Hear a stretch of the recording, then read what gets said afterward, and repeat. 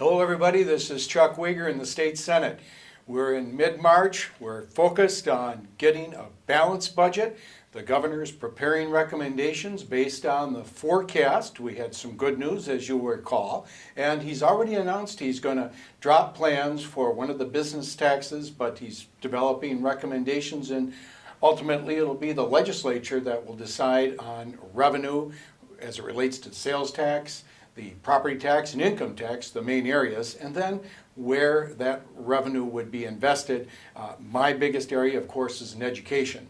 The overall budget, maybe it's going to be $37 billion, but that is what we'll be deciding over the next several weeks. Remember, the adjournment is May 20. We will have a balanced budget as required by our Constitution, and we'll get that done, and we will continue to get a lot of public input as we are on the road to do that.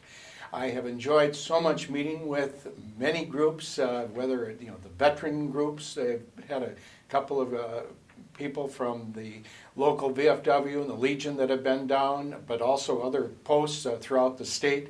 Met with early childhood advocates, nursing home personnel that have talked about the needs at the nursing homes, including in my own district and as well as the state. Have heard from people about the need to invest in additional buildings for higher education. We're very proud to have Century College in our district. The governor did announce that there will be a bonding bill, and that may be about $700 million, but we'll have a lot more information about the bonding bill and what that could mean in our own district. Working hard on the lake level issue. We had an update earlier about White Bear Lake, and a lot of interest. I met with the White Bear Chamber today, and representatives from other areas talking about the need and the statewide concern about the level of water, quality of water, the need for a better data and what we can do as a state to address this. I had the proposal on mini mines, early learning opportunities. We want students to be ready by K, and a proposal put together by businesses, nonprofits, and others has targeted suggestions as to what to do. The governor has included parts of this in his budget as well. I've had hearings on exclusion in the tax code for some credits that would go for employers that hire veterans, and have had a hearing on that.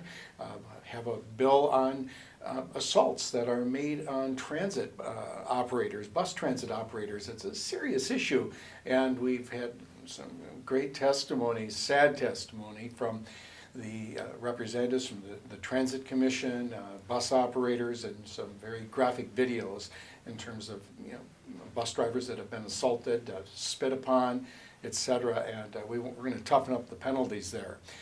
Had provisions that we're also dealing with for the compulsory attendance to age 18. It's controversial.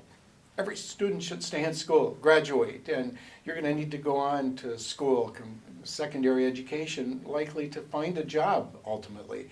But if you drop out, the chances are you're going to be very much at risk for a number of things in life. So people have expressed concern, though, that it's going to cost money to keep these kids in school. Well, my point to people that are opposed to this is, what is the cost to that individual, to society, if a person is not in school, especially when they're under 18 years of old. So continuing that, we have a number of policy bills. The deadline, March 15, for getting it out of the committee in either the House or the Senate, and then next week we have another deadline that it has to be out of one House and Senate both. And so we have different timelines in place depending on the bill, and we are working on the education policy proposals, and all this information is online. If you want to look at what I'm proposing, specific amendments, just contact our office. A lot of this has been on live TV coverage as well, and I appreciate the emails during our actual discussion. So let me know if there's a particular item that you'd like more information on. Had very spirited discussion this morning on licensure issues for teachers. We're talking a great deal about testing requirements for students. So let me know, and I have been getting input from many of you on these important topics. Lots more, but we're out of time right now. You let me know if there's any particular issue that I haven't covered that you'd like more information on, or if you'd like to share your opinion. It's an honor to represent you. I'm Chuck Wiger. Thank you very much. Give me a call, 651-770-0283. Thank you.